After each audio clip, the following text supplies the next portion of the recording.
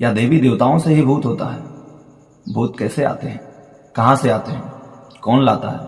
इन video में मैं आपको बताता हूँ कि भूत की उत्पत्ति कैसे होती है। देखिए, जैसे हमारे ही परिवार का कोई एक व्यक्ति होता है, अधूरी इच्छा मतलब जिसे अकाल मृत्यु हो गई हो, दुर्मरण हो गई हो, वही व्यक्ति प्रेत बनता है, प्रेत योनि में जाकर के हमें परेशान करता है। लेकिन हम जब वही व्यक्ति आता है, कहता है मैं काली हूँ, उसी के कहने से ही हम जो भी वो मांगता है वो देते चले जाते हैं। सदियों से हम उसका पूजन करते चले जाते हैं।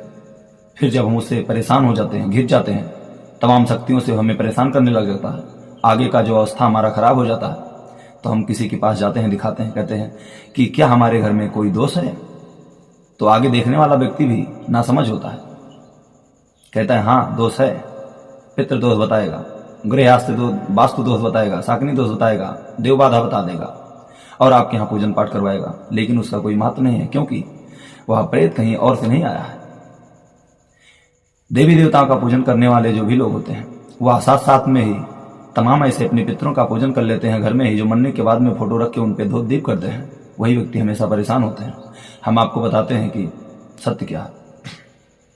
अगर हमारे घर के कोई भी व्यक्ति मृतक हो गए हो, जिनकी पहले से ही अंत्येष्टि क्रिया ना हुई हो, 10 गात्र ना हुआ हो, मध्यम खोड़सी उत्तम खोड़सी का पिंडदान ना हुआ हो, उनके लिए हम पिंडदान कर करके ब्राह्मण का भोजन करवा दें, तो उस दोष से हमें मुक्ति मिलती है। लेकिन हम वह चीज करने से असमर्थ हो जाते हैं।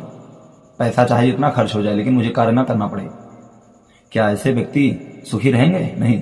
सही उपाय करिए, अपने घर पे ही स्वयं अपना उपाय कर लीजिए, सुपात्र ब्राह्मणों से अपना ज्ञान लीजिए, आगे का रास्ता ही सुपात्र ब्राह्मणों से पूछिए। ऐसा नहीं है कि ब्राह्मण का कमी है आपके देश में, बहुत बहुत जानकार ब्राह्मण हुए हैं और बहुत बहुत अज्ञानी भी अपना कार्य कर रहे हैं, जो क्षेत्र बना लिए हैं अपना। हम आपको बताते हैं कि जो भी अज्ञान ब्राह्मणों के चक्कर में पड़ जाता है, उनका जीवन बहुत कठिन हो जाता है, क्योंकि वो अधर्म करते हैं। आगे चलने से उनका जो आगे वाली पीढ़ी आती है, वह बहुत ही पाप कर्म भोगते हैं। इसीलिए हम आपको बताते हैं कि जो भी अच्छा हो उसे अच्छा करिए, जो भी बुरा हो उसे बुरा कह के छोड़ दीजिए। देवी देवताओं का पूजन करिए। किसी के कहने से दूसरे धर्म में मत जाइए। दूसरे धर्म का आप पूजन करेंगे, एक पुस्ताप जब तक वह व्यक्ति करेगा तब तक सुखी कर देंगे भगवान उसको। लेकिन सुखी क्यों करेंगे? क्योंकि आगे दुख उनको देना है। जीवन का दो ही साथी होते हैं, एक सुख एक दुख।